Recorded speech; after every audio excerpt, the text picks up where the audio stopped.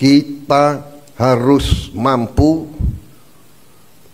memberi makan kepada seluruh rakyat Indonesia, tidak lagi import. Dan saya terima kasih kepada jajaran menteri-menteri yang telah melaporkan kepada saya tahun 2025 lagi, tahun 2025 ini kita tidak akan import beras lagi, tidak akan import jagung lagi, tidak akan import garam lagi.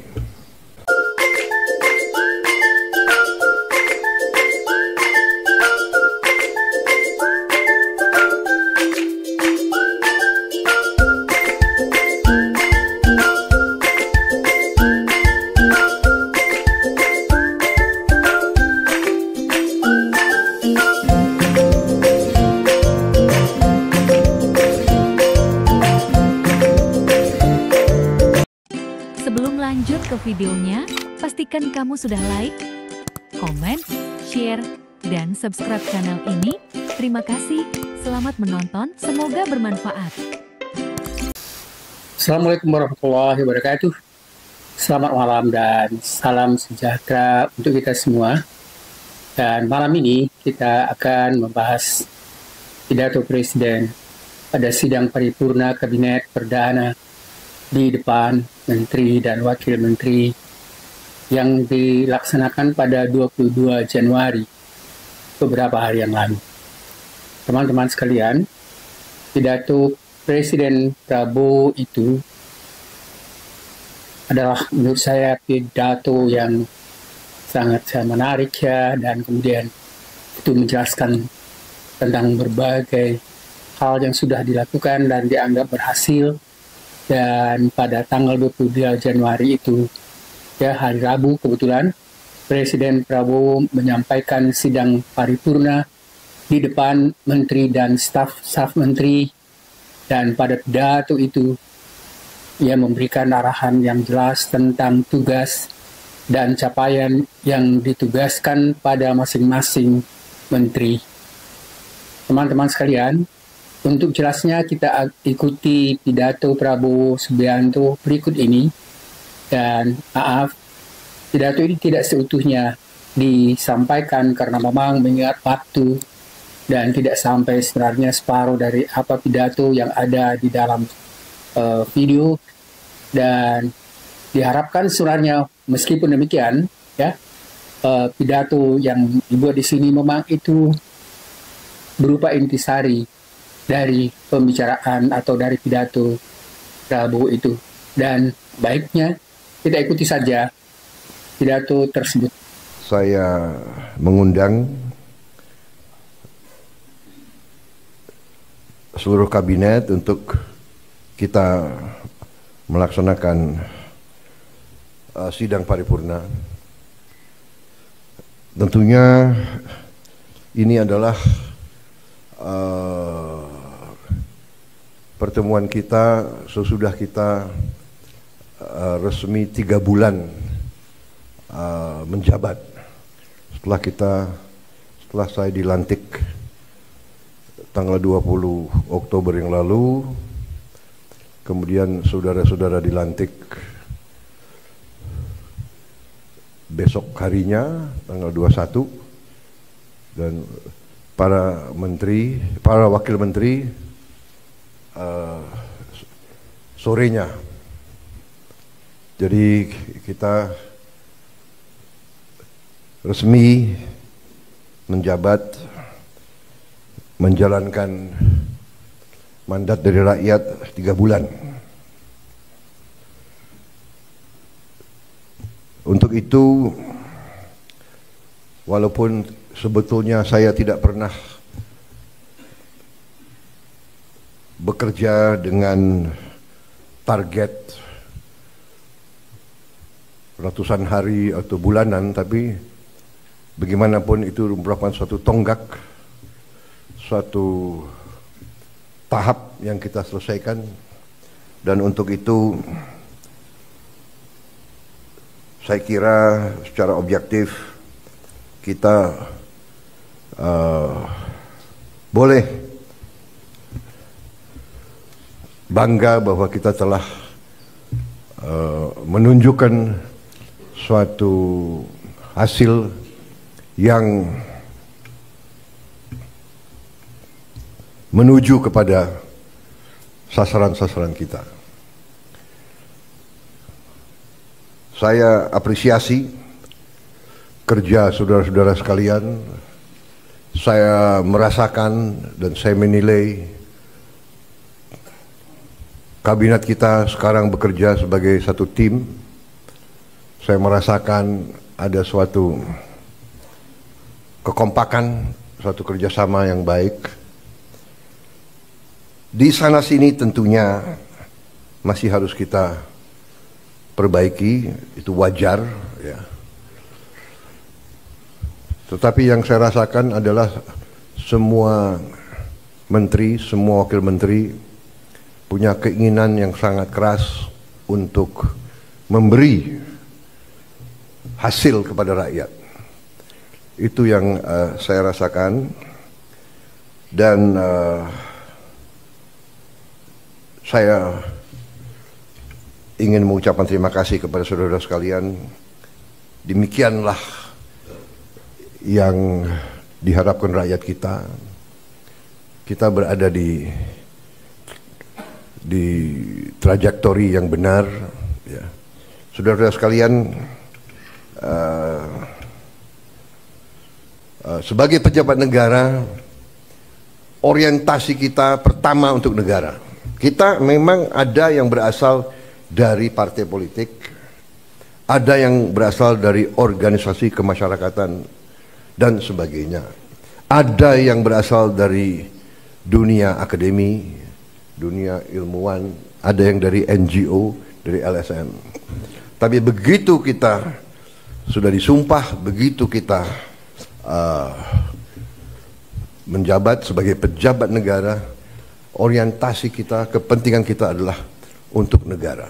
Di tengah banyak dunia dilanda konflik, ketegangan, krisis, bahkan perang, kita mampu menjaga kesejukan, ketenangan, perdamaian di negara kita. Saudara-saudara sekalian, saya juga terima kasih dalam 3 bulan kita telah memberi bukti kepada rakyat kebijakan-kebijakan kita adalah kebijakan-kebijakan yang berpihak kepada rakyat, berpihak kepada kepentingan negara. Yang pertama tentunya saya menyampaikan apresiasi kepada Menteri Keuangan dengan semua timnya yang telah menyusun APBN dengan baik, dengan cermat, kerja keras, karena saya terus menerus monitor, saya terus menerus menuntut penghematan, efisiensi. Saya menuntut keberanian memotong hal-hal yang tidak esensial. Saya tegaskan bahwa kriteria anggaran yang akan kita laksanakan, kriteria pertama adalah harus bisa menciptakan lapangan kerja. Sudah saya katakan berkali-kali. Kedua, harus meningkatkan produktivitas. Produktivitas ini harus bisa diukur dengan kuantifikasi.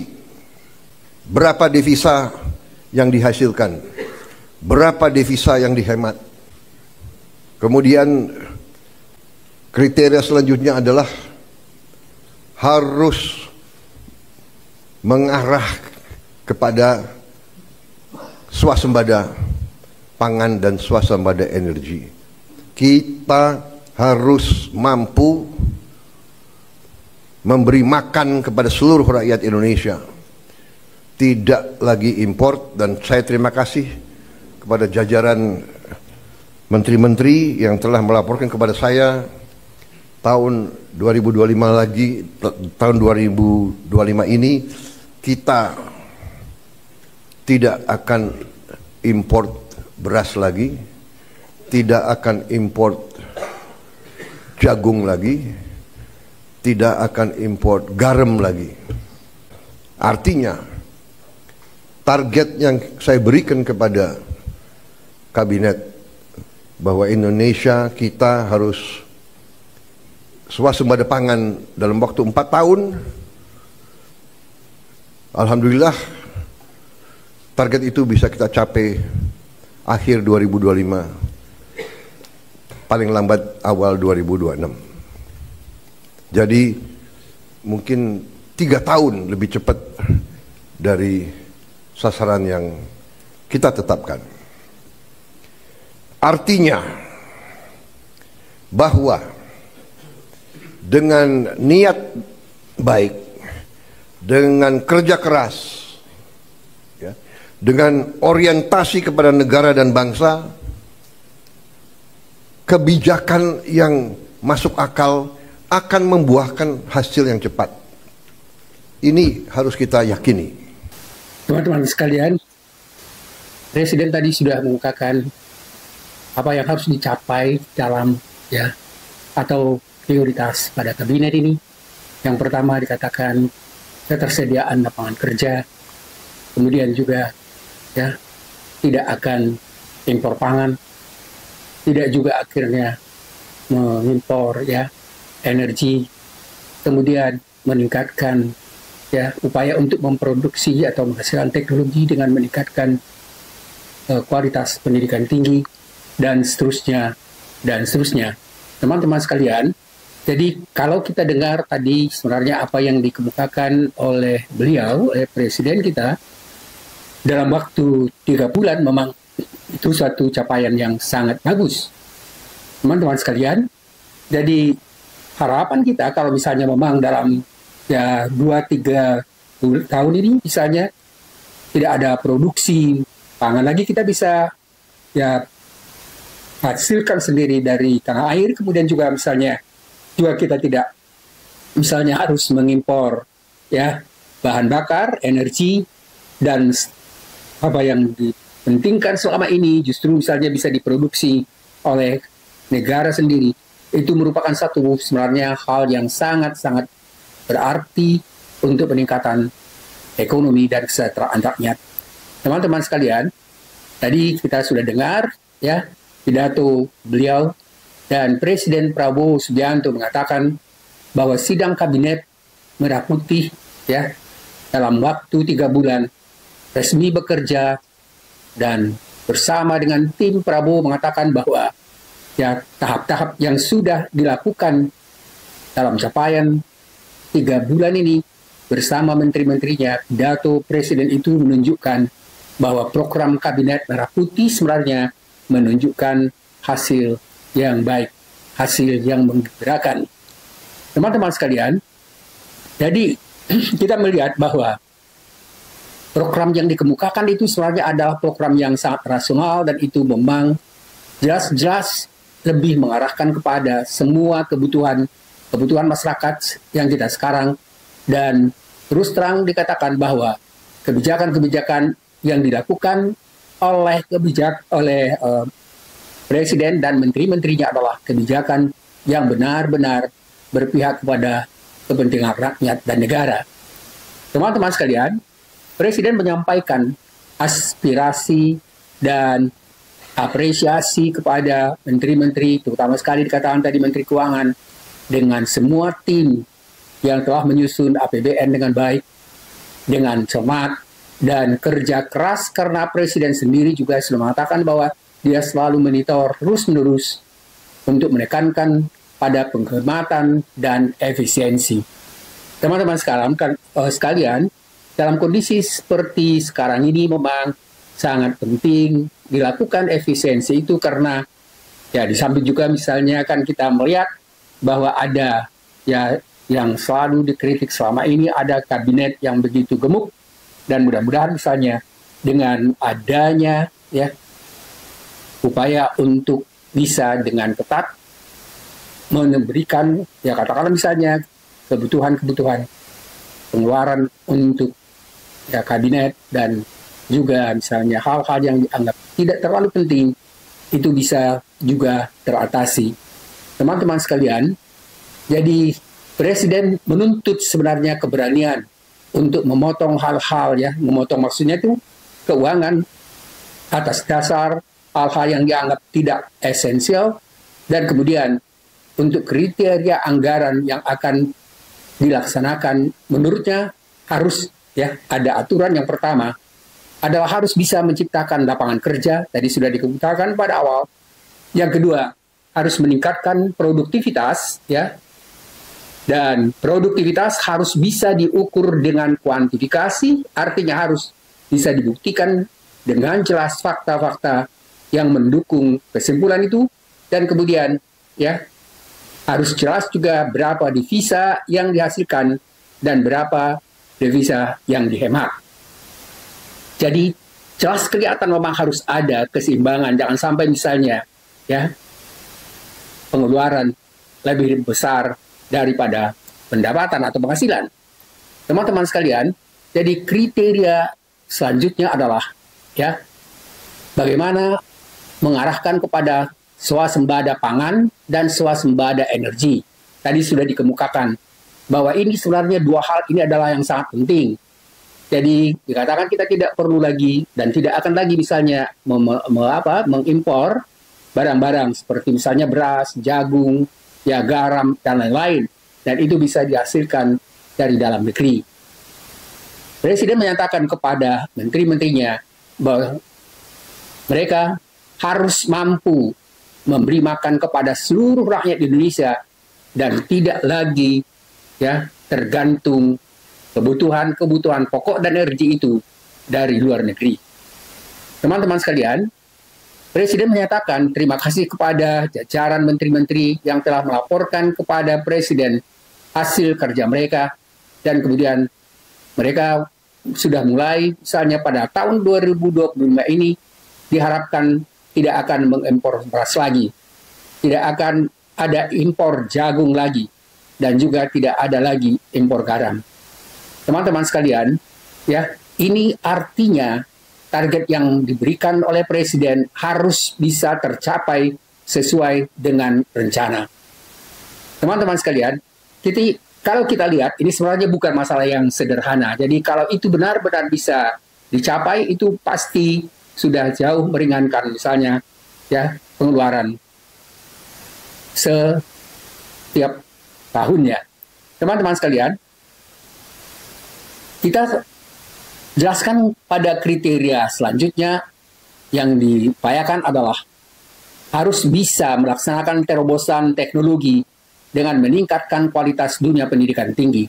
Teman-teman sekalian, keseriusan ini memang terlihat misalnya begitu, ya, sebelum ada penentuan siapa yang menjadi misalnya menteri dan wakil menteri, Prabowo sudah meminta untuk katakanlah misalnya memboyong, ya, menteri, wakil menteri pendidikan tinggi Stella untuk bisa membantu melakukan perubahan dan peningkatan perguruan tinggi di Indonesia ini. Teman-teman sekalian, jelas sekali misalnya kalau memang ada suatu negara ingin maju, maka salah satu hal yang sangat penting adalah bagaimana pendidikan tinggi itu bisa benar-benar membantu untuk menyelesaikan berbagai macam masalah dan kepentingan-kepentingan yang ada di dalam atau kepentingan dalam negeri sendiri. Paling tidak, kalau bisa memang bisa menguasai pasar secara lebih luas. Dan itu hanya dimungkinkan kalau ada, ya, pendidikan tinggi yang berkualitas. Berikutnya dikemukakan tentang terobosan teknologi.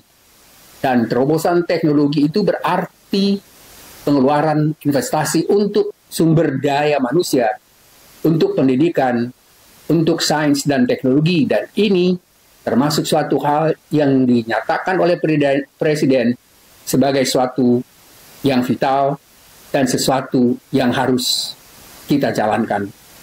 Teman-teman sekalian, jadi kriteria terakhir yang dikemukakan misalnya harus ada atau terciptanya swasembada energi, ya, ini juga hal yang bisa sangat membantu, ya, negara Dan kemudian dia katakan juga bahwa kita tidak boleh tergantung pada sumber energi dari luar negeri. Dan dari awal waktu kampanye, Presiden pun beliau sudah mengatakan semua bisa dihasilkan dari sumber-sumber yang ada di dalam negeri. Teman-teman sekalian, tentang program makan bergizi sudah dikemukakan dan sudah dikatakan bahwa sudah berjalan sejak 6 Januari yang lalu. Sampai sekarang berhasil melayani 650.000 anak-anak kita dan di 31 provinsi, dan ini berkat kerja sama keras dari banyak pihak. Teman-teman sekalian, jadi ada hal yang sangat penting dikemukakan Presiden tentang masalah penegakan hukum. Dan ini sebenarnya saya anggap hal yang sangat penting di dalam sekarang situasi termasalah, terutama sekali masalah tentang penegakan hukum ini. Ini setiap hari muncul di media massa, terutama sekali yang berkaitan misalnya dengan kasus-kasus yang ada sekarang ini, misalnya bagaimana pantai laut itu sudah dimiliki hak dan juga misalnya juga hak untuk membangun itu. Dan itu sesuatu hal yang sebenarnya dianggap satu masalah yang dianggap memang, kalau menurut saya itu adalah pelanggaran yang berat karena benar-benar jelas melanggar apa yang dinyatakan di dalam tujuan pendirian negara Republik Indonesia, dan juga misalnya pada pasal 33 Undang-Undang 45 yang menyatakan bahwa negara itu harus memberikan perlindungan kesejahteraan bagi masyarakat. Teman-teman sekalian, Presiden sudah memutuskan supaya penegak hukum seperti dikatakan oleh beliau sendiri, jaksa, BPKP, Kapolri, juga TNI untuk menegakkan hukum dan aturan secara jelas dan tegas. Kalau kita ikuti apa yang dikemukakan oleh Presiden, ini sebenarnya jelas sekali bahwa sudah dinyatakan supaya semua lembaga yang dianggap sebenarnya harus bisa menyelesaikan masalah-masalah yang terjadi sekarang itu dianggap menjadi tugas utama yang harus dilakukan oleh jaksa, BPKP, Kapolri, TNI dengan tegas. Selanjutnya Presiden menyatakan secara khusus agar perusahaan yang melanggar pertanahan, yang melanggar dan membabat hutan harus diselesaikan sesuai dengan peraturan tanpa ada yang memiliki perlakuan khusus dan tebang pilih. Teman-teman sekalian, dua pernyataan akhir dari Presiden ini sebenarnya, dua paragraf ini menunjukkan sikap yang jelas dan tegas bagaimana supaya pelanggaran terhadap hukum, pelanggaran terhadap aturan itu harus dijelaskan atau dilakukan secara tegas oleh pihak atau lembaga yang bertugas untuk itu, seperti tadi dikatakan jaksa, BPKP, Kapolri, TNI, dan itu harus dijelaskan dan diatasi secara jelas dan tegas tanpa memandang siapapun. Teman-teman sekalian, ini sesuai dengan prinsip sebenarnya kesetaraan di depan hukum. Teman-teman sekalian, bagi kita walaupun misalnya menjelaskan tentang pidato Presiden itu secara agak ringkas, tapi saya mencoba sebenarnya untuk mengambil intisari dari pemikiran itu. Teman-teman sekalian, dilanjutkan dan dinyatakan juga oleh Presiden, bagi perusahaan yang tidak melakukan apa yang diberikan kesempatan padanya berkali-kali, tapi tidak melaksanakan kewajibannya juga, maka pemerintah akan mencabut izin dari perusahaan itu. Pernyataan yang dikatakan tentang bagi perusahaan ini juga sebenarnya jelas sekali berkaitan dengan masalah hukum. Teman-teman sekalian, jadi kita melihat kemarin apa yang dikemukakan itu sebenarnya merupakan suatu penekanan kepada semua anggota departemen dan wakil departemen itu untuk bisa melaksanakan tugasnya secara bertanggung jawab. Teman-teman sekalian, jadi secara ringkas kita sudah atau saya sudah menyampaikan sebenarnya inti pemikiran dari pidato presiden itu, dan kita mengharapkan dan mendoakan semoga ya ke depan ya untuk berikutnya pekerjaan dari menteri-menteri itu bisa lebih bagus, dan itu sebenarnya sudah ada juga terdengar ya rencana oleh presiden dan tuntutan juga dari masyarakat supaya bagi menteri-menteri yang tidak mempunyai atau tidak menghasilkan karya pengabdian yang sesuai yang dituntutan dari presiden dan negara, maka akan lebih baik. Sebaiknya sih sebenarnya mengundurkan diri, kalau tidak mungkin digantikan oleh presiden sendiri. Dan ini sudah dikemukakan bahwa perlu sekali semua menteri itu melakukan tugasnya dan bisa menghasilkan karya sesuai dengan kriteria yang sudah ditetapkan.